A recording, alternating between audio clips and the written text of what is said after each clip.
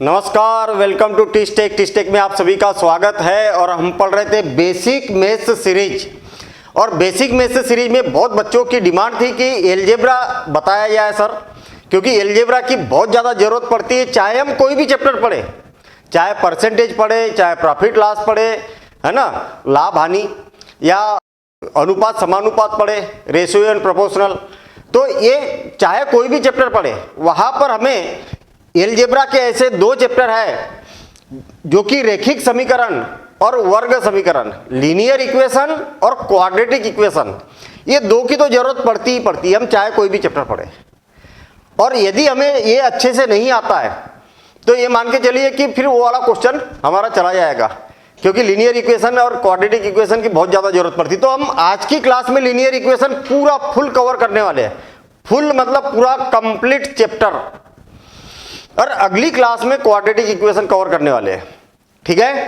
तो ये मान के चलिए कि आज की क्लास थोड़ी सी लंबी भी होने वाली है और लीनियर इक्वेशन से रिलेटेड सारी प्रॉब्लम सॉर्ट आउट होने वाली है, हर टाइप की। जैसे इसका पहले हम बेसिक समझेंगे, बेसिक के बाद में इसका ग्राफ क्या होता है।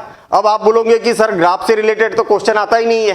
बिल्कुल नहीं आता क्वेश्चन, लेकिन ग्राफ से हम बाकी के कॉन्सेप्ट को समझ सकते हैं जिसके बेस पर क्वेश्चन पूछा जाता है, ठीक है। तो बिल्कुल सारांश में हम समझेंगे कि ग्राफ वास्तव में इसका होता कैसे है।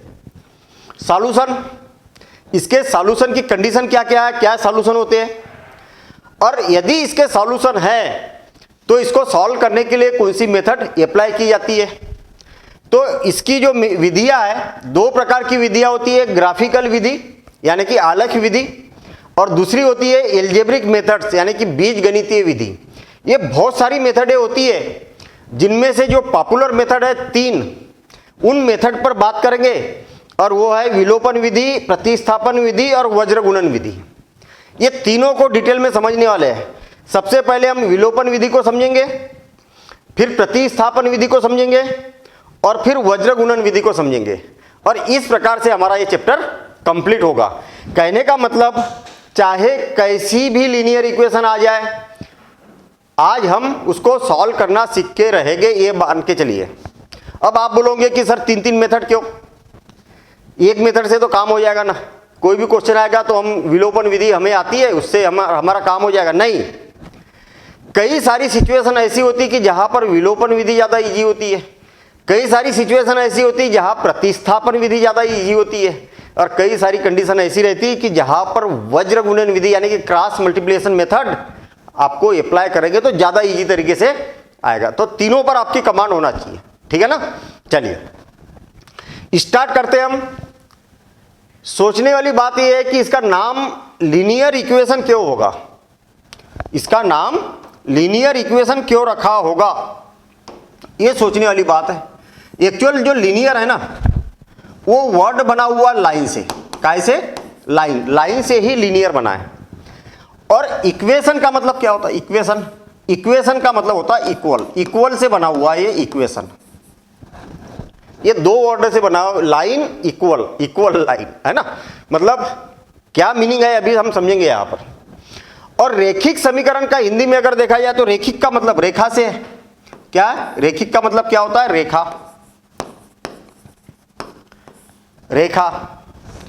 ठीक है ना, ये रेखा हो गया। और समीकरण का मतलब होता है समान या बराबर। क्या होता है, बराबर। और बराबर का मतलब तो आप सभी लोग जानते हैं कि ये बराबरी का सिंबल है। बिल्कुल सही है। चाहे दुनिया का कोई भी चैप्टर पढ़े, अगर इक्वेशन लिखा हुआ है यानी कि इक्वेशन समीकरण लिखा हुआ है, इसका मतलब इक्वल का तो साइन रहेगा ही रहेगा। आपको मालूम है कि जब इक्वल का साइन है तो ये लेफ्ट हैंड साइड होगा और ये RHS होगा, ये तो सभी लोग जानते हैं। बीच में इक्वल लगा है, इसका मतलब इसका मान इसके बराबर होगा, इसकी जो वैल्यू होगी वो क्या होगी, इसके इक्वल होगी।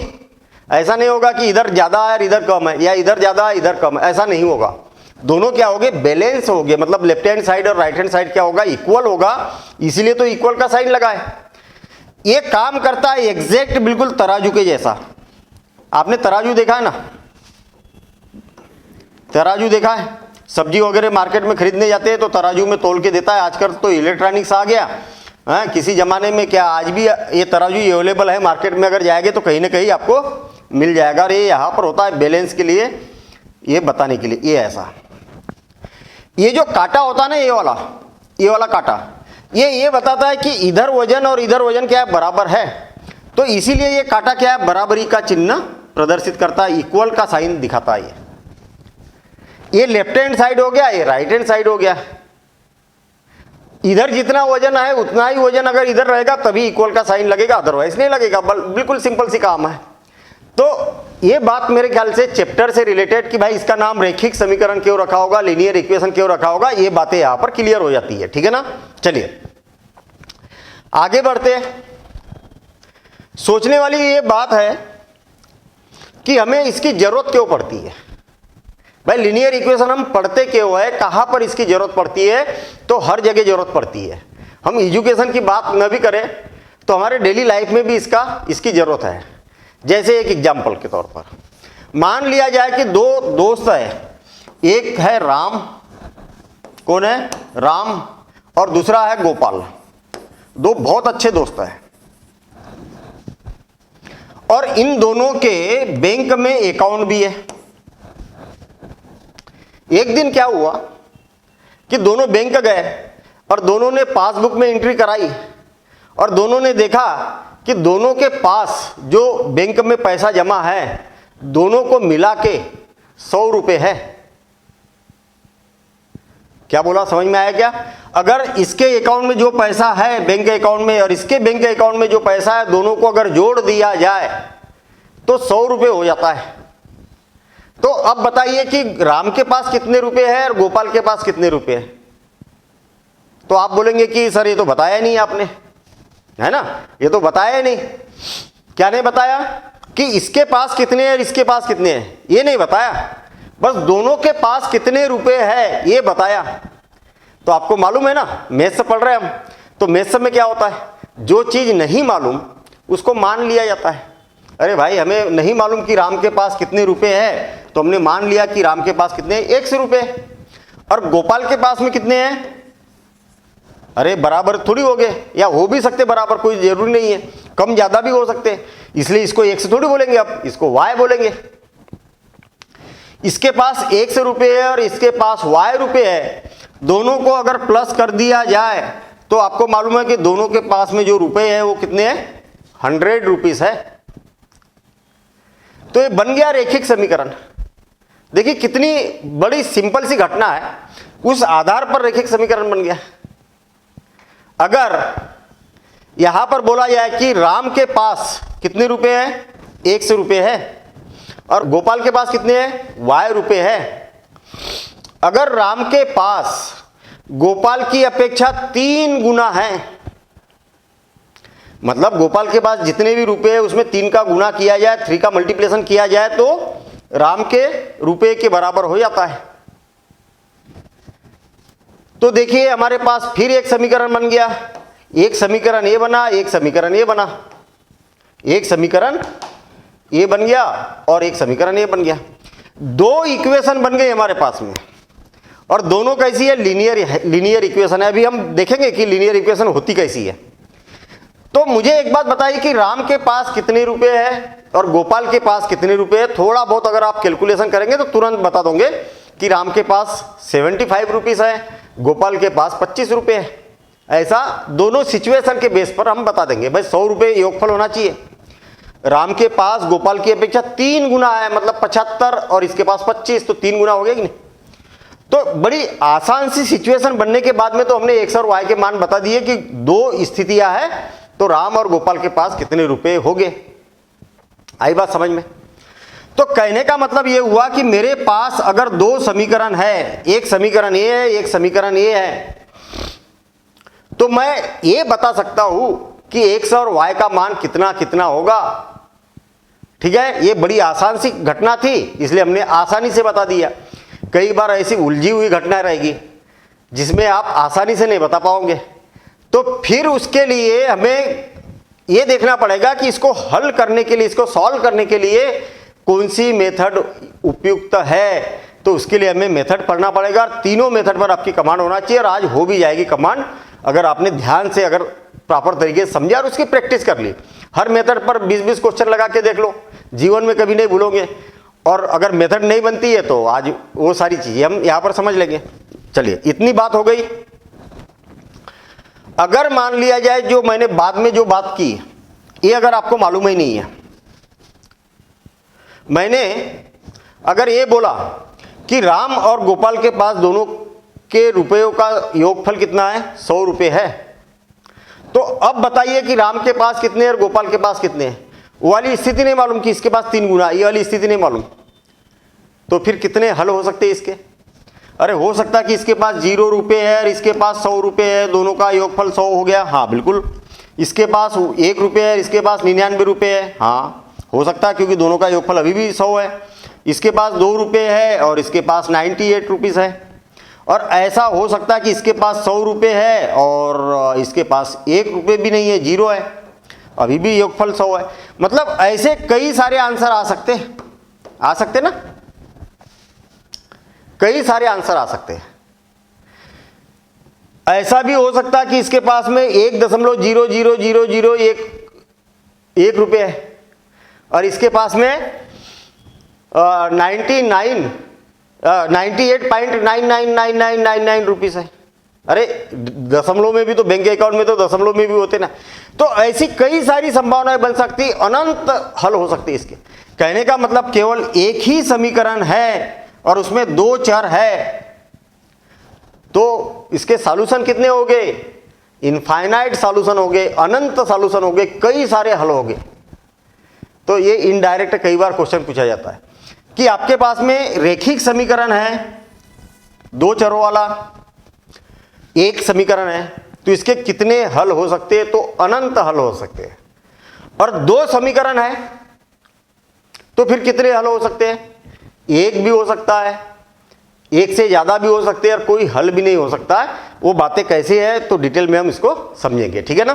चलिए, ओवरऑल अभी हमने ये देखा कि इक्वेशन का हमारे डेली लाइफ में क्या एप्लीकेशन है। ऐसी कई सारी दुनिया भर की एप्लीकेशन आप बता सकते हैं और जब हम क्वेश्चन करेंगे तो वहां पर भी आपको एप्लीकेशन देखने को मिलेगी। चलिए, अब शुरुआत करते हैं हम रैखिक समीकरण। लेकिन याद रहे कि 2 चरों की बात कर रहे हैं हम, किसकी, 2 चरों वाले, सबसे ज्यादा जरूरत इसी की पड़ती, 2 चरों वाले रैखिक समीकरण, लीनियर इक्वेशन इन 2 वेरिएबल्स, है ना। तो 2 चर वाली बात हम यहां पर करेंगे। देखिए 2 वेरिएबल है ना, तो हो सकता है कि पहला वेरिएबल कौन है, x है, दूसरा वेरिएबल कौन है, y है, ऐसा हो सकता है। समीकरण लिखा हुआ है यानी कि इक्वल का साइन तो रहेगा ही रहेगा, इनके साथ में प्लस या माइनस कुछ भी हो सकता है। यहां पर है ए और यहां पर है बी और यहां पर है सी। कहने का मतलब x का गुणांक कोई भी वास्तविक संख्या हो सकती है, y का गुणांक कोई भी वास्तविक संख्या हो सकती है और यहां पर c अचर पद भी कोई भी संख्या हो सकती है, कोई भी नंबर हो सकता है। ये बात समझ में आई क्या। इसको बोला जाता है लीनियर इक्वेशन, रैखिक समीकरण।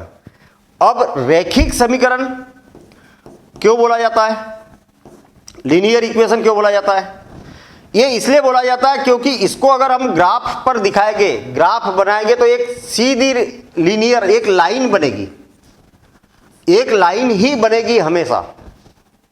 यही कारण है कि इसको लीनियर इक्वेशन बोला जाता है। और जब भी लीनियर इक्वेशन रहेगी तो x और y की पावर कितनी रहेगी, 1 1 रहेगी। ये बात याद रहे,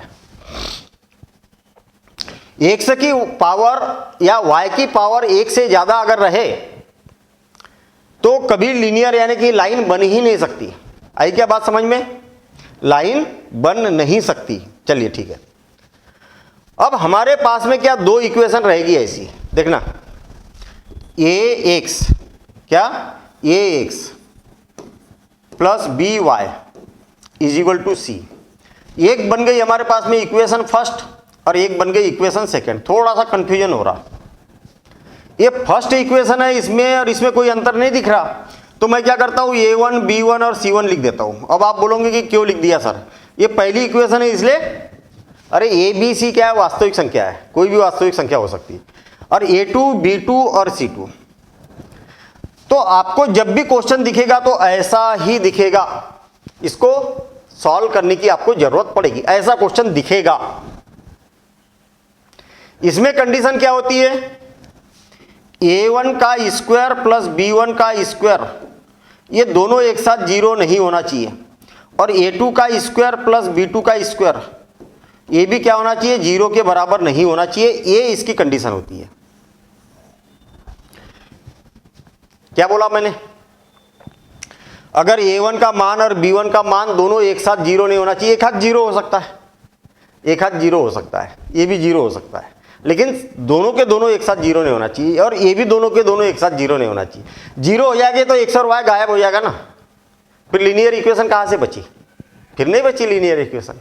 तो ये कंडीशन होती है, कई बार एग्जाम में पूछा जाता है कि भाई लीनियर इक्वेशन होने के लिए क्या कंडीशन है, तो ये वाली कंडीशन आपको मालूम होना चाहिए, ठीक है, दोनों एक साथ जीरो नहीं होना चाहिए। चलिए,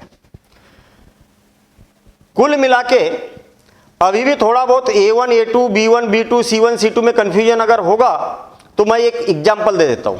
आपको जो इक्वेशन मिलेगी वो ऐसी मिलेगी, 2x - 3y = 7 और 5x + 2y = 11। ऐसी दो इक्वेशन मिलेगी आपको, ये फर्स्ट और ये सेकंड। आई क्या बात समझ में, बात समझ में आई। A1 B1 C1 क्या है, अब समझ में आया। देखिए A1 के जगह B1 के जगह और C1 के जगह क्या लिखा मैंने, 2 - 3 और 7। A2 B2 और C2 के जगह क्या लिखा, 5 2 और 11। कहने का मतलब ये जो एक से x के गुणांक है ना, कोफिशिएंट है, y के गुणांक और अचर पद, ये वास्तविक संख्या रहेगी। कहने का मतलब यहां पर कोई भी रियल नंबर रह सकते हैं, यहां पर कोई भी रियल नंबर रह सकते हैं, यहां पर भी कोई भी रियल नंबर रह सकते हैं, बाकी एक से y रहेगा ही रहेगा। क्लियर है इतनी बात। तो ऐसी इक्वेशन आपको दिखने वाली है। चलिए आगे बढ़ते हम, आपको नोट करते हुए चलना है सारी कंडीशन, ठीक है ना। मैं जो बताते जा रहा हूं वो सारी कंडीशन को नोट करते जाना है। अब सुनिए, आपने ग्राफ देखा होगा ना, कैसा होता है ग्राफ। भाई ग्राफ में क्या होता है कि एक y एक्सिस होती है, क्या होती है, y एक्सिस होती है, और एक क्या होती है, x एक्सिस होती है, ऐसी कुछ x एक्सिस होती है। ये बात सबको मालूम है, बिल्कुल शॉर्ट में पढ़ेंगे हम ग्राफ वाली बात। ये मैं इसलिए बता रहा हूं, जरूरत नहीं है इसकी। कंडीशन मतलब यहां पर आपको कंडीशन समझ में आने वाली है। देखना, ये x एक्सिस है, इसको x और इसको क्या बोला जाता है, x डैश, इसको y और इसको y डैश बोला जाता है। और जहां पर दोनों प्रतिच्छेद करते हैं उसको क्या बोला जाता है, ओरिजिन यानी कि मूल बिंदु कहा जाता है। ये x एक्सिस है, ये y एक्सिस है, जहां पर दोनों इंटरसेक्ट कर रहे हैं ये क्या है, ओरिजिन है, ठीक है, मूल बिंदु बोला जाता है इसको। ये नंबर लाइन है एक प्रकार से, 0 1 2 3 4, आगे की ओर -1 -2 -3 -4, इधर पॉजिटिव इधर नेगेटिव, इधर पॉजिटिव इधर नेगेटिव, बस सिंपल काम। अब मेरे पास में दो इक्वेशन है, लीनियर इक्वेशन। एक तो है A1 x + B1 y = C1, A2 x + B2 y = C2। एक इक्वेशन फर्स्ट है और एक इक्वेशन क्या है, सेकेंड है। मैंने क्या बोला कि जब आपके पास में लीनियर इक्वेशन मिलेगी, ये लीनियर इक्वेशन है, उसका जब ग्राफ बनाएंगे तो एक सीधी लाइन मिलेगी हमें, सीधी लाइन मिलेगी। तो मान लिया जाए कि मैंने क्या किया, एक ग्राफ बनाया, और ग्राफ बनाने के बाद में क्या हो गया, एक सीधी लाइन मिल गई मुझे, एक सीधी लाइन मिल गई। हाँ, फिर दूसरे इक्वेशन का ग्राफ बनाया, इसका ग्राफ बनाया, तो इसकी भी एक सीधी लाइन बनेगी, इसकी भी एक क्या होगी, एक सीधी लाइन बनेगी। अब आप सोच रहे होंगे कि सर कैसे कैसे बना लिया आपने सीधी लाइन। कहने का मतलब ये इसके बेस पर हमने एक ग्राफ बनाया, एक सीधी लाइन मिल जाएगी। अरे वो इधर से जा सकती, इधर से जा सकती, कहीं से भी जा सकती है। मतलब ऐसा नहीं कि मैंने जैसी बनाया ऐसी ही बनेगी, ऐसी जा सकती है, ऐसी जा सकती है, ऐसी जा सकती है, कैसी भी जा सकती है, लेकिन बनेगी जरूर, एक सीधी लाइन बनेगी। और दूसरे का भी ग्राफ बनाएंगे तो एक सीधी लाइन बनेगी।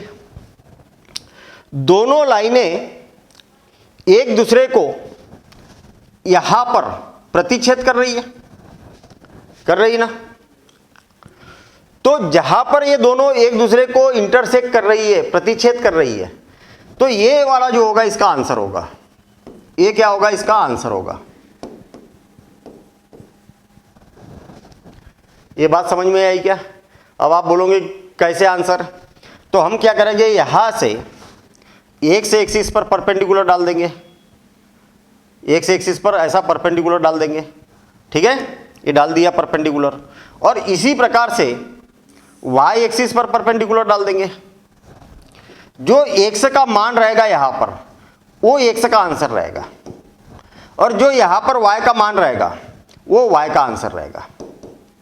तो इस प्रकार से आपके पास में आंसर आ चुका रहेगा। इतनी बात समझ में आई क्या? अरे दोनों रेखाएं एक दूसरे को क्या करेगी? इंटरसेक्ट करेगी। दोनों लाइनें क्या करेगी? एक दूसरे को इंटरसेक्ट करेगी। जिस पॉइंट पर इंटरसेक्ट करती है वही उसका आंसर होता है, क्योंकि ये पॉइंट ऐसा पॉइंट है कि जो इस लाइन पर भी है और इस लाइन पर भी है, कॉमन पॉइंट है ना। कॉमन पॉइंट मतलब एकमात्र ये वाला पॉइंट, एकमात्र ये वाला पॉइंट ऐसा पॉइंट है जो दोनों को सेटिस्फाई करेगा, इसको भी करेगा और इसको भी करेगा, दोनों को संतुष्ट करेगा। ठीक है, चलिए इतनी बात समझ में आ गई। मतलब आपको यहां पर यह बात पता चल गई कि अगर दोनों लाइनें एक दूसरे को इंटरसेक्ट करती है, एक पॉइंट पर इंटरसेक्ट करती है, तो एक आंसर आएगा, मतलब यूनिक सॉल्यूशन होगा, यानी कि एक और केवल एक सॉल्यूशन होगा, एक हल होगा, या अद्वितीय हल भी बोला जाता है इसको। कई सारे नाम हो सकते हैं, अरे अकेला हल बोल दो, है ना, या यूनिक सॉल्यूशन बोल दो, या अद्वितीय हल बोल दो, या one and only one solution बोल दो। अरे जो बोलना है बोल दो, एक सॉल्यूशन होगा कुल मिला के। ठीक है, क्यों ऐसा भी तो हो सकता है कि मैंने एक रेखा खींची, ये लाइन खींची, और दूसरी लाइन खींची तो ये ऐसी हो गई। ऐसा हो सकता है ना भाई। इसका ग्राफ बनाया मैंने, ये बन गया, दूसरे का ग्राफ बनाया तो ये बन गया। रेल के पटरी के जैसा हो गया ये, रेल के पटरी के जैसा। अरे कितना भी आगे बढ़ा दो, कितना भी आगे बढ़ा दो, बढ़ाते रहो, कभी खत्म, दोनों एक दूसरे से मिलेगी नहीं। रेल की पटरी मिलती है क्या? कभी नहीं। इधर भी कितना भी बढ़ा दो, कभी एक दूसरे से मिलेगी नहीं। और जब मिलेगी नहीं तो दोनों एक दूसरे को प्रतिच्छेद करेगी क्या? इंटरसेक्ट करेगी क्या? नहीं करेगी। और जब नहीं करेगी तो इसका कोई सॉल्यूशन हो सकता है क्या? नहीं हो सकता है।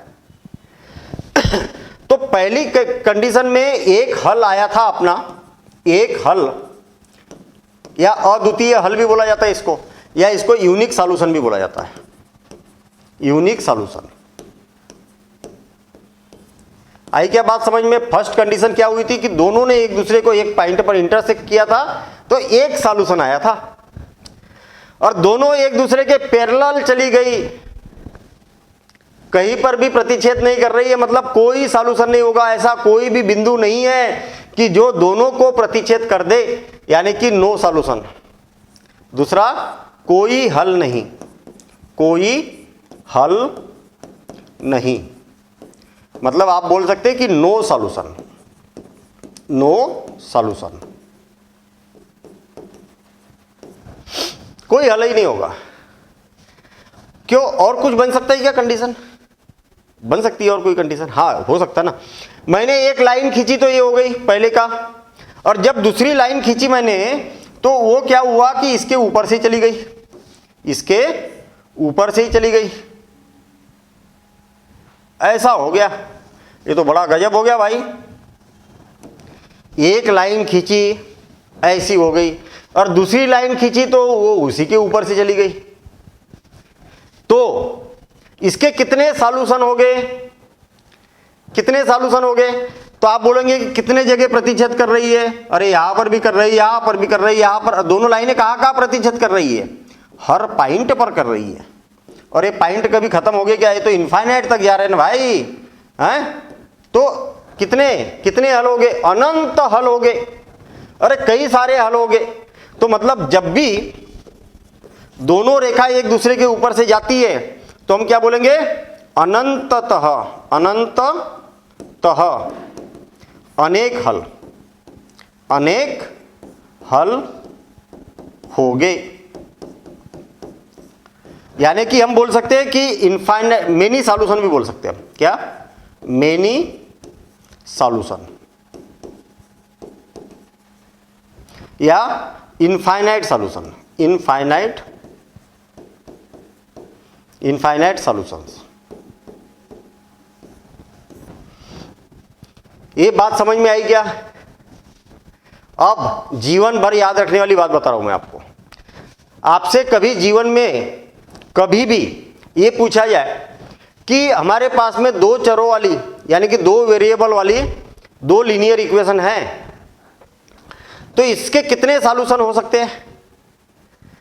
तो ये भी कंडीशन हो सकती है कि एक सॉल्यूशन है, ये भी हो सकती है कि कोई सॉल्यूशन ही नहीं है, ये हो सकता है कि इसके इनफाइनाइट सॉल्यूशन हो गया, यानी कि मेनी सॉल्यूशन हो गए, ऐसा हो सकता है।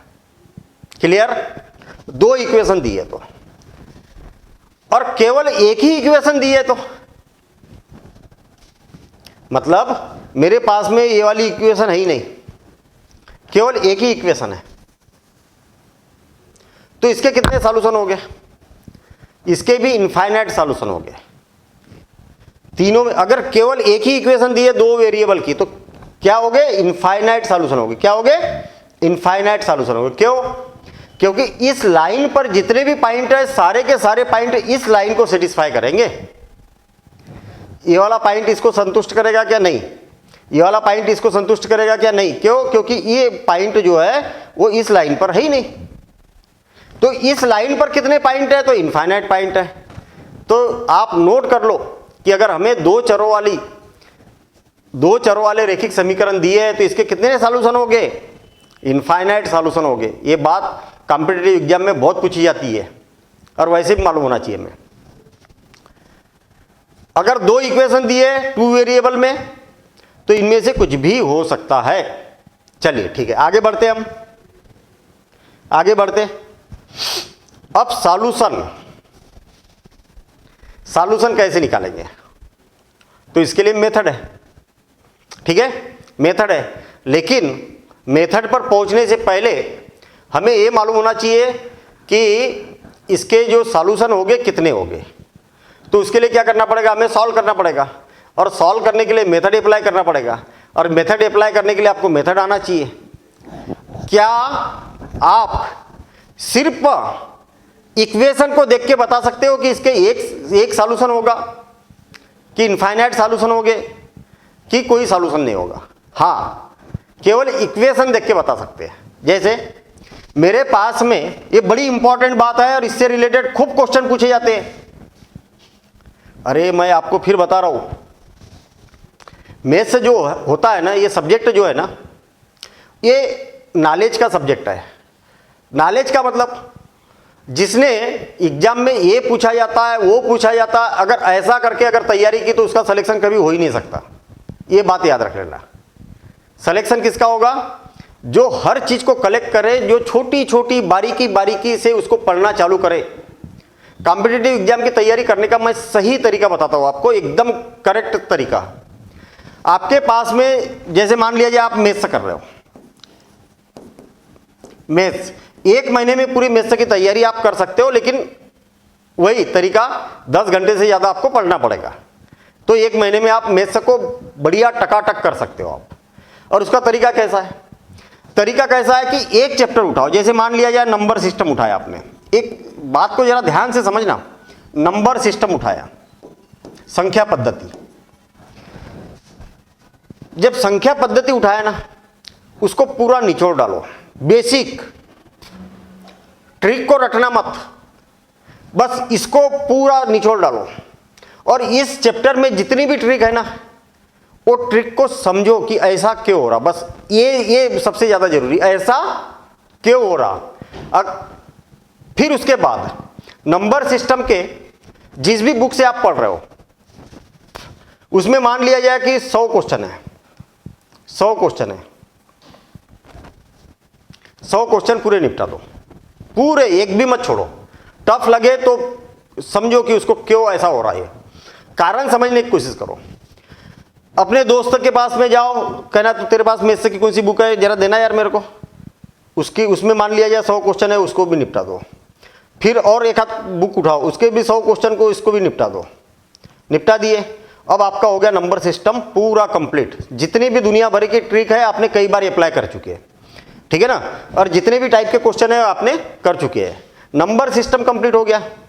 अगले दिन दूसरा चैप्टर उठाओ, मान लिया जाए एलसीएम और एचसीएफ है, ठीक है ना। एलसीएम और एचसीएफ को पढ़ो, पूरा बारीकी से पढ़ो, और नंबर सिस्टम जो पढ़ा था ना आपने, इसके कम से कम 50 क्वेश्चन लगाओ, यही वाले रिपीट, फिर से वापस 50 क्वेश्चन लगाओ, ठीक है। और इसके फिर यही वाला काम करना है, 100 100 100 इसके एचसीएफ के करना है। फिर अगला चैप्टर जब पढ़ेंगे तो इसके भी 50 क्वेश्चन करो, इसके भी 50 क्वेश्चन करो, और इसके 300 क्वेश्चन करो, और यही प्रोसेस चलने दो, यही प्रोसेस चलने दो, तब तक दूसरे सब्जेक्टों को हाथ ही मत लगाओ। जब मैथ्स कंप्लीट हो जाएगा ना आपका, फिर दूसरा सब्जेक्ट उठाओ और फिर मैथ्स के पूरे प्रीवियस ईयर के क्वेश्चन सॉल्व करना चालू करो, केवल मैथ्स के। मतलब रोज कम से कम एक सेट लगाना आपको मैथ्स का, क्योंकि आपको पूरा नॉलेज हो गया। अब आपने क्या किया, पूरा एक सेट लगाना चालू कर दिया। बस वाला सिस्टम लगाओ और मेरे को बताओ कि क्या आपने जो बताया वो वाला सिस्टम हमने अप्लाई किया और हमारी ऐसी कंडीशन थी, आज ऐसी कंडीशन हो गई है। और एक गारंटी बता रहा हूं मैं, कोई नहीं रोक सकता आपको, ठीक है ना। इतना काम करना पड़ेगा। चलिए अभी हम सॉल्यूशन की बात कर रहे हैं, इसके सॉल्यूशन की। अभी हम मेथड की बिल्कुल बात नहीं कर रहे हैं। हमें मालूम है कि हमारे पास जो लीनियर इक्वेशन होती है a1x plus b1y is equal to c1 और a2x plus b2y is equal to c2।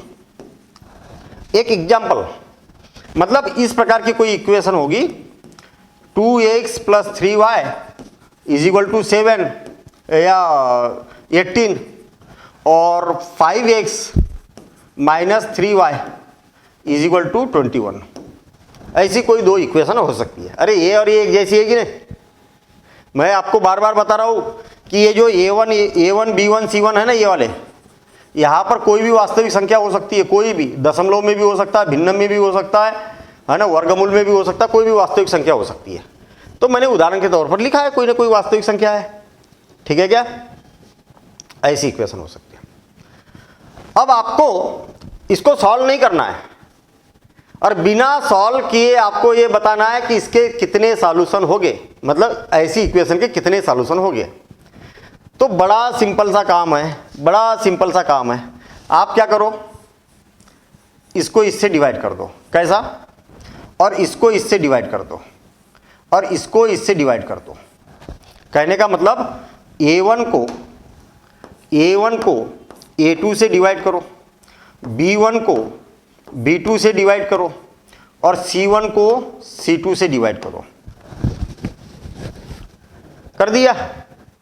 इसका जो आंसर आएगा ना और इसका जो आंसर आएगा, अगर दोनों बराबर नहीं है, दोनों बराबर नहीं है, तो ये क्या होगा? अद्वितीय हल होगा, अद्वितीय हल, यानी कि यूनिक सॉल्यूशन। केवल एक हल होगा, यानी कि यूनिक सॉल्यूशन, यूनिक सॉल्यूशन। ये बात समझ में आई क्या? मतलब हमने क्वेश्चन को सॉल्व ही नहीं किया और आपको पता चल गया कि ये गारंटी है भैया कि ये जो दोनों लाइनें हैं ना, वो एक लाइन ऐसी जाएगी और एक लाइन ऐसी जाएगी, मतलब दोनों एक दूसरे को एक पॉइंट पर इंटरसेक्ट करेगी ही करेगी, बिना ग्राफ बनाए। आपको पता चल गया, कितना बढ़िया काम रहा।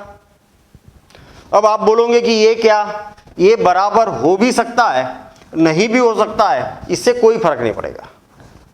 कहने का मतलब ये कंडीशन की आपको जरूरत ही नहीं है। ओवरऑल मैंने क्या बोला कि इसको इससे डिवाइड करो, 2 को किससे डिवाइड करेंगे? 5 से। और 3 को -3 से डिवाइड करेंगे, आप देखेंगे 3 डिवाइडेड बाय -3, आप इसका आंसर कितना होगा 2/5 ही होगा, और इसका आंसर क्या होगा 3 का 3, 3 का 3, तो कितना हो जाएगा -1। क्या ये और ये बराबर है क्या? नहीं है, तो ये गारंटी है कि दोनों एक दूसरे को इंटरसेक्ट करेगी ही करेगी।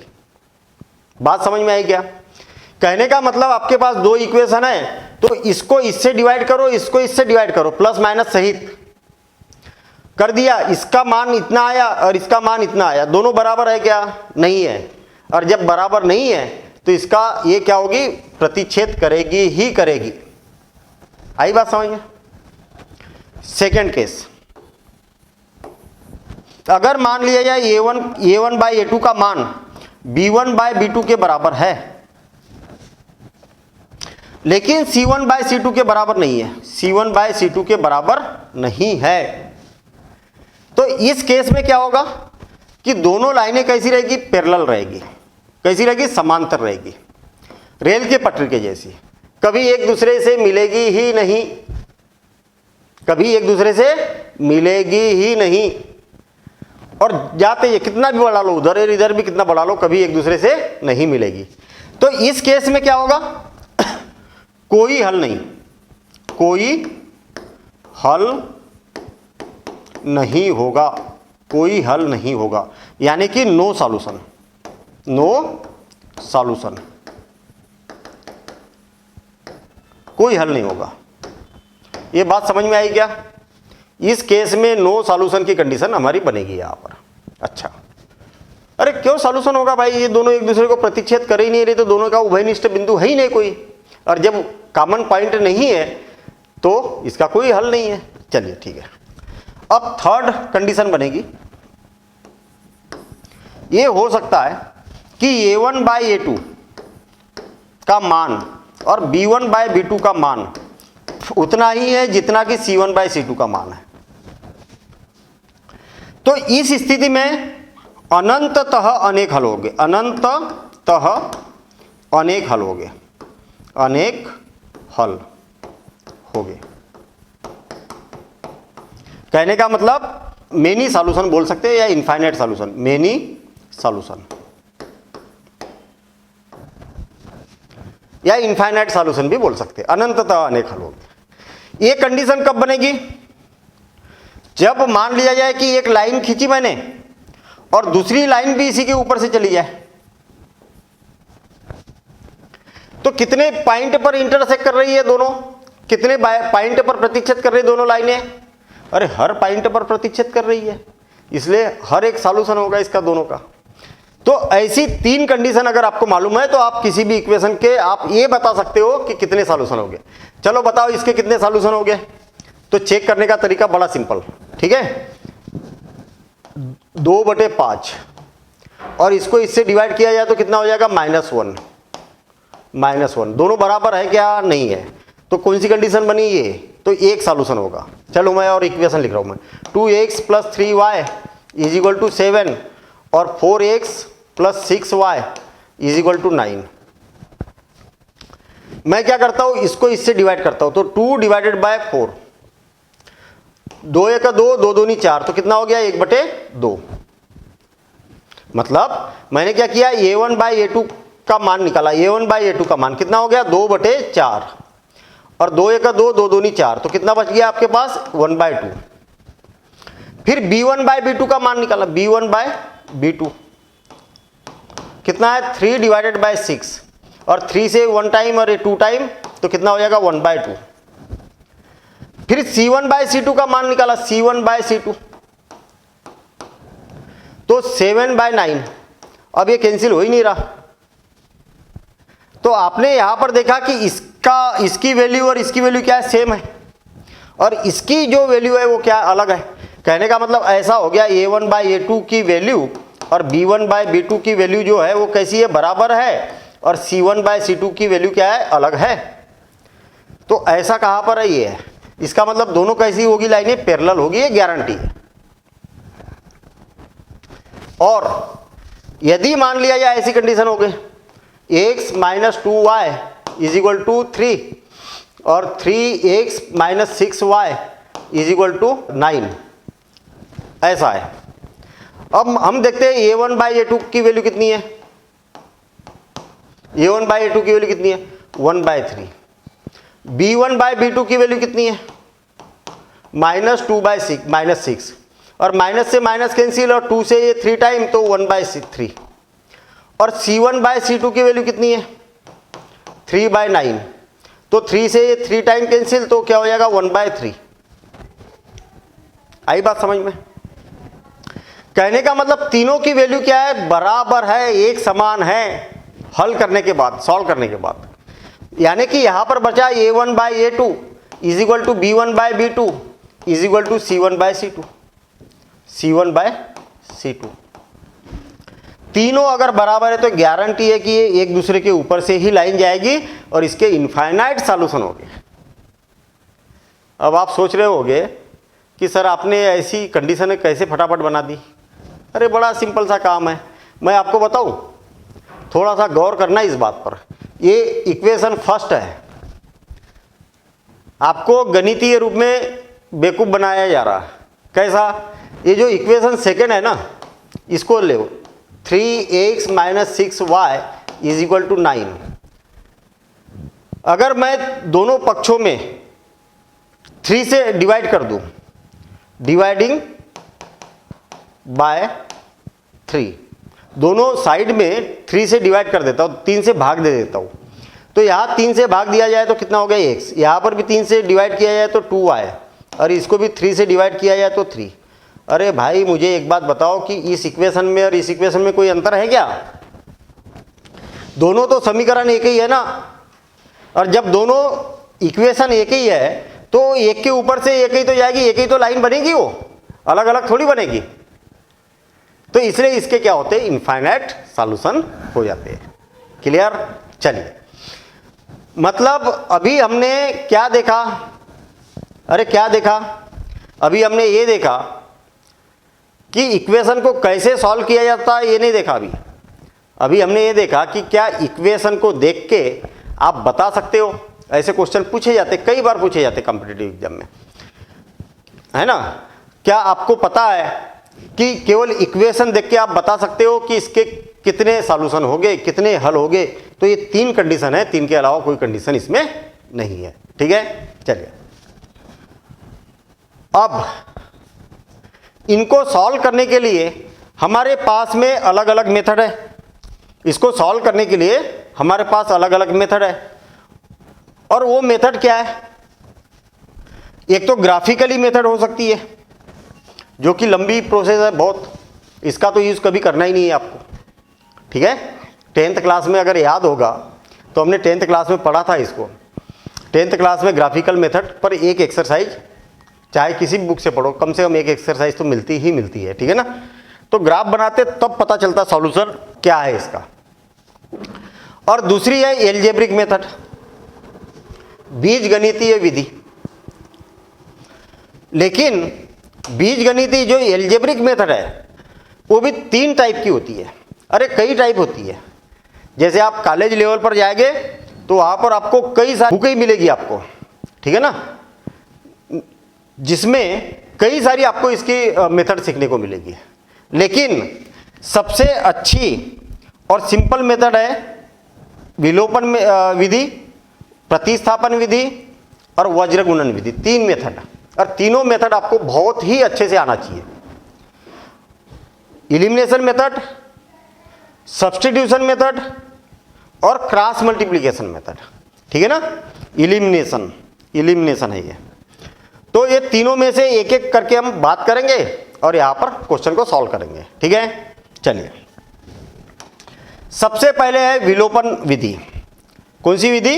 विलोपन विधि। हमारे पास मान लिया जाए कि ऐसा कोई क्वेश्चन है 3x minus 5y is equal to 4 और 9x is equal to 2y plus 7, ऐसा कोई क्वेश्चन है। अरे ऊपर लिख देता हूं मैं, समझना जरा इस बात को। ये क्या है? इक्वेशन फर्स्ट, और ये क्या है? Equation second. ऐसा है। मतलब दो समीकरण दिए। पहला काम तो हमें ये अच्छा नहीं दिख रहा। कैसा अच्छा नहीं दिख रहा? हमारा जो इक्वेशन होती है वो a1x plus b1y is equal to c1, ये अच्छी लगती है हमें देखने में। कहने का मतलब जो इक्वल का साइन है ना, इस बात पर ध्यान देना है, ये जो इक्वल का साइन है ना, उसके एक तरफ इधर की ओर x और y होना चाहिए, x और y वाली टर्म होना चाहिए, और दूसरी तरफ कांस्टेंट होना चाहिए। तो ऐसा है क्या? अरे इसमें है क्या ऐसा? ये इक्वल का साइन है यहाँ पर, ये इक्वल का साइन है, और लेफ्ट हैंड साइड में x और y वाला पद है, राइट हैंड साइड में अचर पद है। हाँ बिल्कुल सही है, लेकिन यहाँ पर नहीं है ना, यहाँ पर नहीं है ना ऐसा। यहाँ पर क्या होना चाहिए कि 9x तो सही है, इक्वल के इधर है, 2y उधर है तो उसको इधर ले आओ, माइनस 2y, और ये 7 जो है वो उधर ही रहने दो। कहने का मतलब पहले समीकरण को सही करो, और समीकरण को सही कर दिया तो 9x माइनस 2y और इज इक्वल टू 7, ये बन गई इक्वेशन सेकंड। दोनों को क्या कर दिया मैंने? सही कर दिया। आई के बात समझ में? अब इनको सॉल्व करना है हमें। किससे? Elimination method. किससे? एलिमिनेशन मेथड से, ठीक, विलोपन विधि से। क्या होता है एलिमिनेशन का मतलब? क्या होता है एलिमिनेशन का मतलब? क्या होता है? एलिमिनेट करना, यानी किसी को गायब कर देना, यानी कि विलोपन मतलब किसी को विलोपित कर देना, यानी किसी को गायब कर देना। अब किसको गायब करेंगे भाई? इसमें हमारे पास में x और y दो चर है, यहां पर दो वेरिएबल है, दोनों में से एक को किसी को भी गायब करना है, किसी एक को गायब करना है, दोनों को नहीं, एक को। आप डिसाइड कर लो कि किसको गायब किया जाए। तो मान लिया जाए कि मैंने डिसाइड कर लिया, मैंने, वो आपकी मर्जी है, आप y को भी कर सकते हैं, x को भी कर सकते हैं। मैंने डिसाइड कर दिया कि x को गायब करना है मुझे। किसको? ध्यान से समझना, मैं टाइम लूंगा इसमें, लेकिन हर बात को समझना आपको। किसको गायब करना है? x को। तो x के कोफिशिएंट को लिख दो, x के गुणांक जो है ना उसको अलग से रफ पर लिखो, ये रफ वर्क है। यहां पर x के साथ में कौन है? 3, और यहां पर x के साथ में कौन है? 9, और उसको ऐसा डिवाइड कर दो। ये रफ वर्क है। हमेशा जब भी आप एलिमिनेशन मेथड अप्लाई करते तो ऐसा कर दो। x के गुणांक और x के गुणांकों को क्या करो? एक के नीचे एक लिख दो, ऐसा भिन्न के रूप में।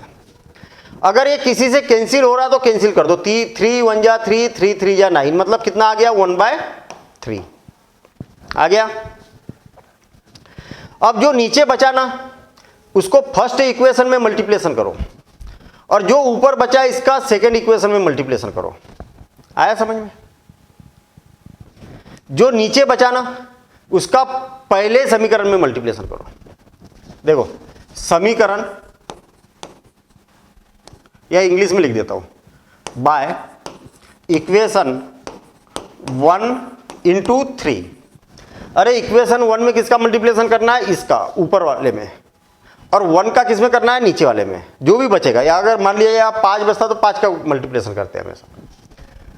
और इक्वेशन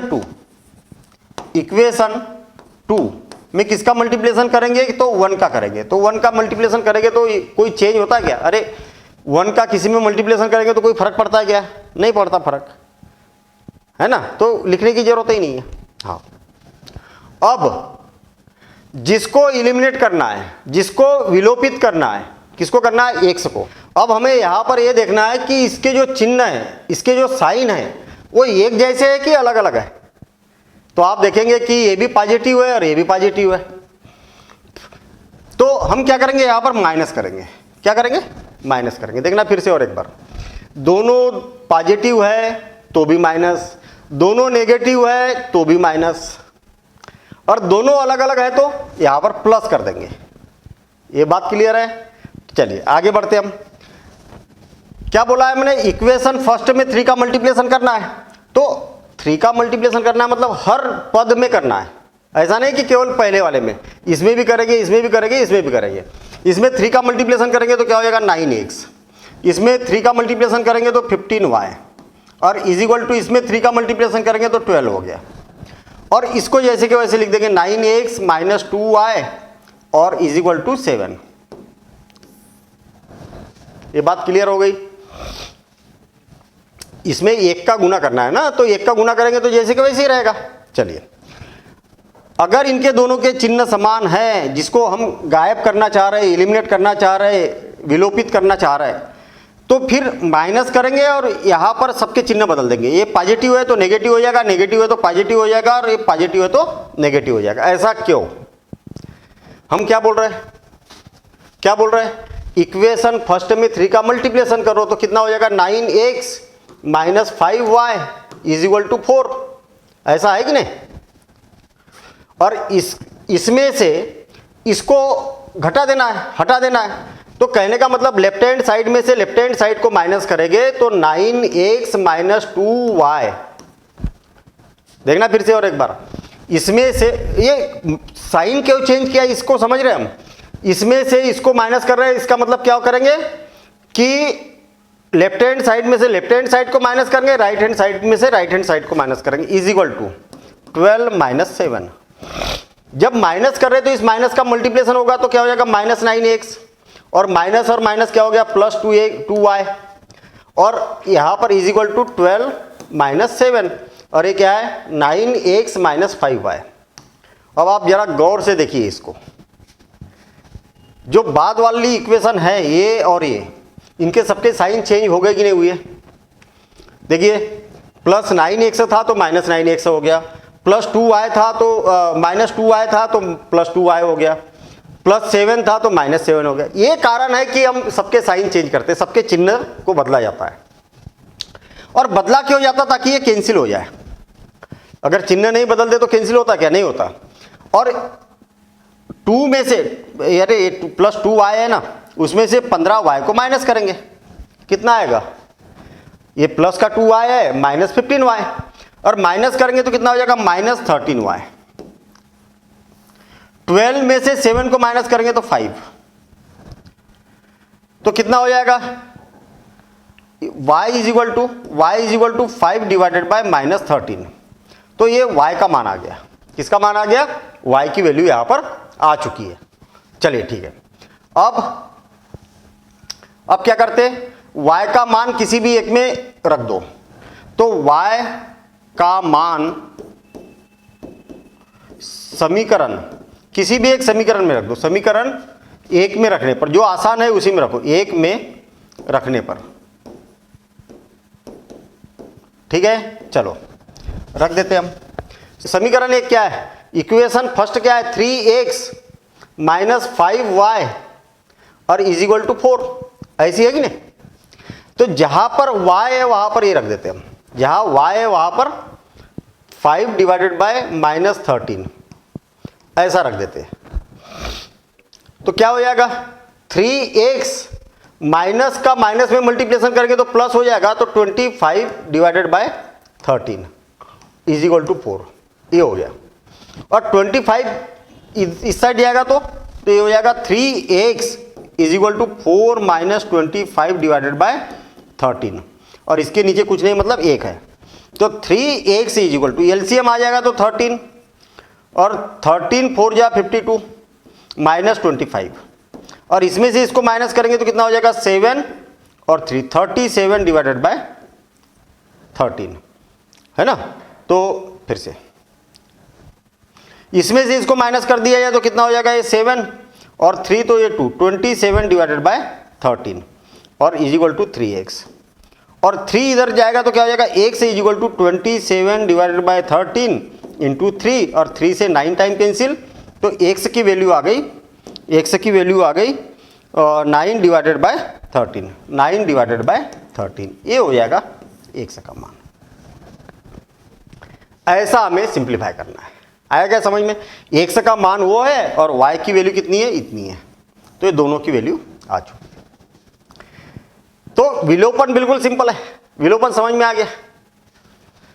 अब अगली मेथड समझते हम, वो है प्रतिस्थापन विधि। सब्स्टिट्यूशन मेथड बोला जाता है इसको। क्या? Substitution method. एक क्वेश्चन ले रहा हूं मैं, 2x plus y is equal to 5 और 3x प्लस 2y लिख देता हूं, 2y इज इक्वल टू 8। क्या है? 2x plus y is equal to 5, हाँ ठीक है, 3x plus 2y is equal to 8। ये हमारे पास में दो इक्वेशन है और इसको सॉल्व करना है। कैसे? प्रतिस्थापन विधि से। अब आप बोलोगे कि विलोपन से क्यों नहीं? विलोपन से भी करोगे तो आंसर उतना ही आएगा, ठीक है ना। प्रतिस्थापन से भी करोगे तो उतना ही आंसर आएगा। चलिए ठीक है। प्रतिस्थापन विधि, प्रतिस्थापन का मतलब क्या हो गया कि कोई मान को प्रतिस्थापित करना है, यानी कि उठा के रखना है आपको। जो आपको थोड़ी आसान सी समीकरण लगे उसको ले लो, आसान सा समीकरण जो इजी है बिल्कुल उसको ले लो। कैसे पहचानेंगे इजी है या नहीं है? भाई यहां पर छोटे छोटे नंबर दिख रहे हैं तो उसको ले लो, कोई भी एक, या इसको भी ले सकते हैं, ऐसा कोई जरूरी नहीं है। चलिए ठीक है, मैं क्या ले लेता हूं? फर्स्ट इक्वेशन ले लेता हूं, बाय इक्वेशन 1, इक्वेशन 1 को ले लेता हूं। क्या हो जाएगा? 2x plus y is equal to 5। याद रखना कि हम बेसिक मैथ्स में और भी दूसरे चैप्टर पढ़ेंगे, वहां पर इसकी जरूरत पड़ेगी, लेकिन इजी सिचुएशन बनती है ऐसा कि जल्दी आप सॉल्व कर लो, ठीक है ना। हम वहां पर अप्लाई करेंगे तो वहां पर ये बात नहीं आना चाहिए कि सब हमें लिनियर इक्वेशन नहीं आती है, ऐसी चीज नहीं आना चाहिए वहां, ठीक है ना। आपको क्या करना है? ये इक्वल का साइन है ना, बराबरी का चिन्ह है ना, आपको क्या करना है? लेफ्ट हैंड साइड में या तो एक्स को रखो या तो फिर वाई को रखो, किसी एक को। जो आसान है, जो इजी है, उसको लेफ्ट हैंड साइड में रखो। तो आसान तो यहां पर ये है ना, y है, क्यों? क्योंकि y का गुणांक एक ही है। इसको मैं उधर कर देता हूं, आपकी मर्जी है, आप किसी को भी उधर कर सकते हो। आप बोलोगे कि नहीं सर मैं तो y को उधर करता हूं, तो क्या करोगे आप? 2x is equal to 5 minus y, ऐसा करोगे। आपको क्या करना है? x या y ही रहना चाहिए लेफ्ट हैंड साइड में। तो इसके साथ में 2 है तो क्या हो जाएगा? x is equal to 5 minus y divided by 2। ये थोड़ा सा कैलकुलेशन ज्यादा हो जाएगा, उसकी अपेक्षा ये ज्यादा अच्छा है। मैंने क्या किया? मैंने क्या बताया कि जो इक्वल का साइन है इधर या तो x को रहने दो या तो y को रहने दो। तो इधर क्या आ जाएगा? x के पद आएंगे, x के पदों में y का मान आएगा। देखिए y की वैल्यू जो आई है वो x की टर्म में आई है, और इसको इक्वेशन दे दो थर्ड। मुझे एक बात बताइए कि कौन सी इक्वेशन है ये वाली? फर्स्ट ली थी ना हमने, हाँ फर्स्ट ली थी, तो फर्स्ट इक्वेशन है, तो इसको रखेंगे हम सेकेंड इक्वेशन में। फर्स्ट में मत रख देना, अरे फर्स्ट कोई लिया फर्स्ट में रख दिया, ऐसा थोड़ी होगा। आपने क्या किया? फर्स्ट इक्वेशन ली, उसको सिंप्लीफाई किया, इसको सेकेंड में रखना है। Substituting the value of y in equation second में रखना है। देखना 3x प्लस 2y और इज इक्वल टू 8, ऐसी है ना इक्वेशन सेकेंड। हाँ, जहां पर y है वहां पर क्या रखना है आपको? ये y का मान रखना है। क्या है? 5 माइनस 2x, बस इतना सा काम करना है। अब इसको सिंप्लीफाई करेंगे तो 3x प्लस 2 का मल्टीप्लिकेशन करेंगे तो 10 माइनस 4x और इज इक्वल टू 8। क्या हो जाएगा? 3x में से 4x माइनस करेंगे तो minus x is equal to, ये 10 उस साइड जाएगा तो क्या हो जाएगा? 8 माइनस 10, तो minus x is equal to minus 2। Minus से माइनस कैंसिल, तो x की वैल्यू क्या आ गई? 2 आ गई। ये आ गया हमारा आंसर। अब x का मान चाहे तो आप 1 में रखो, चाहे तो 2 में रखो, चाहो तो 3 में रखो। 3 में रखोगे तो जल्दी आएगा आंसर।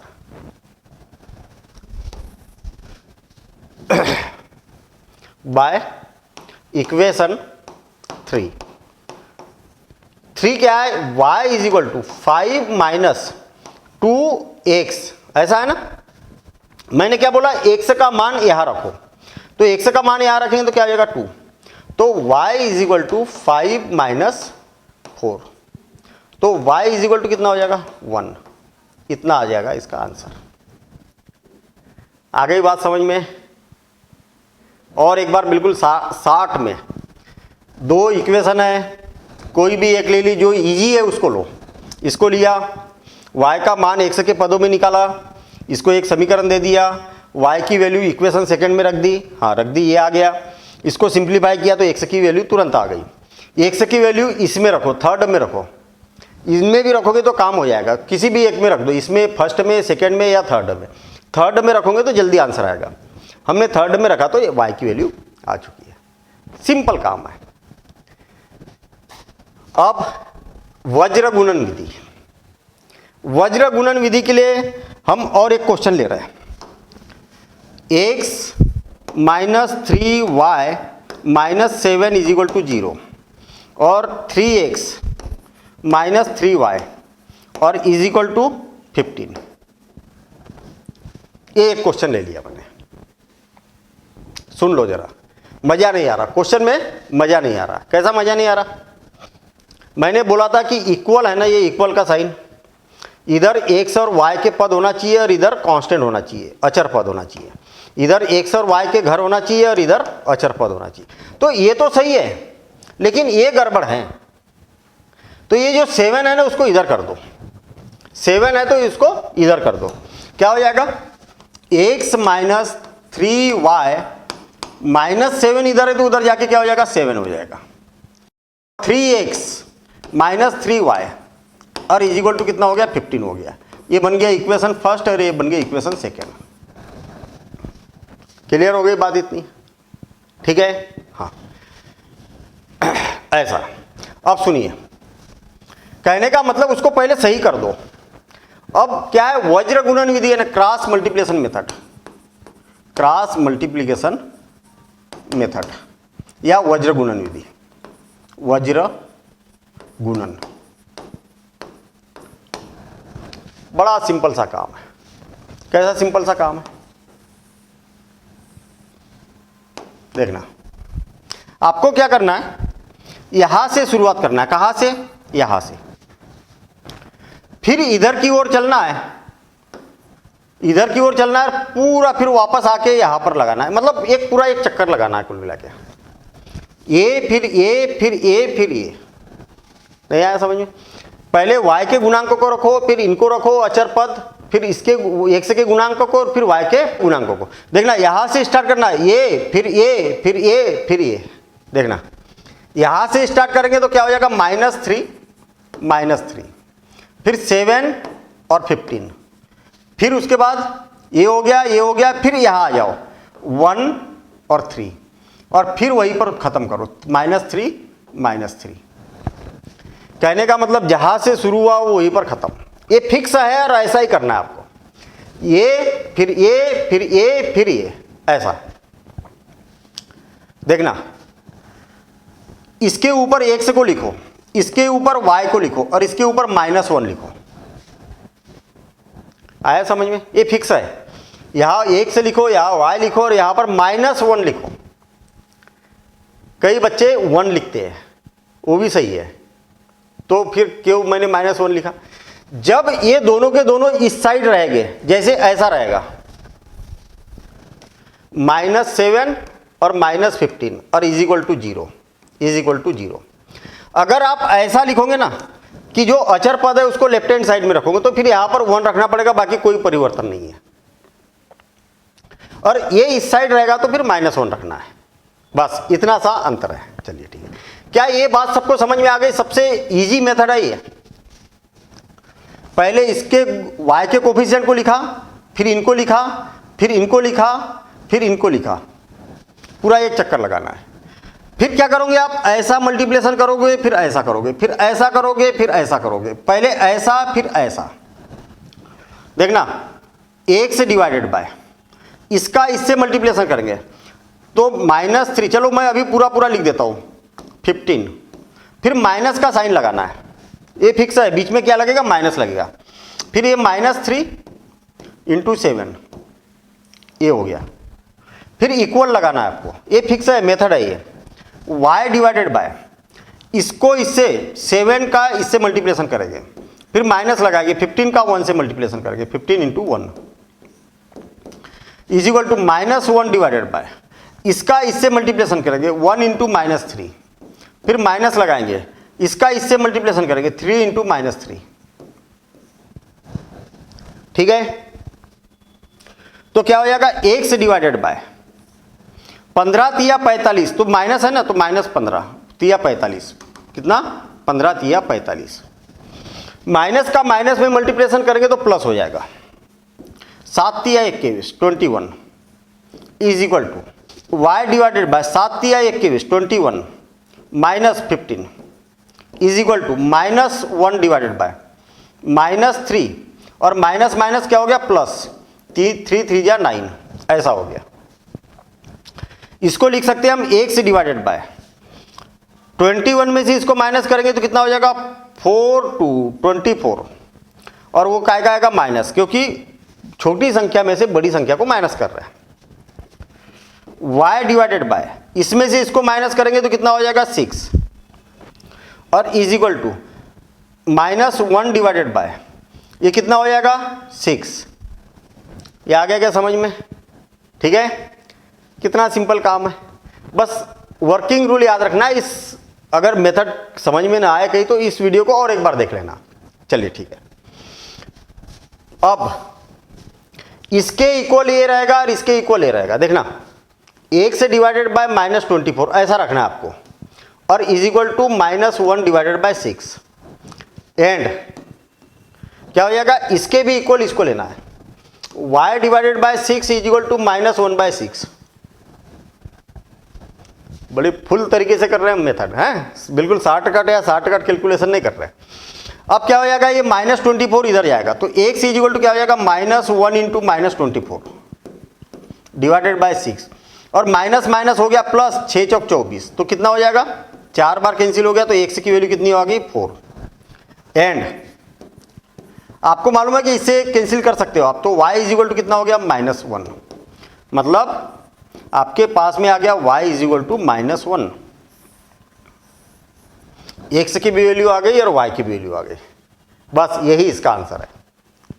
तो ये मेथड भी अच्छी है, आपको इसकी प्रोसेस समझना है कि करना क्या है। कम से कम 20-20 क्वेश्चन लगा के देख लो आप, ये मेथड तीनों के 20-20 क्वेश्चन।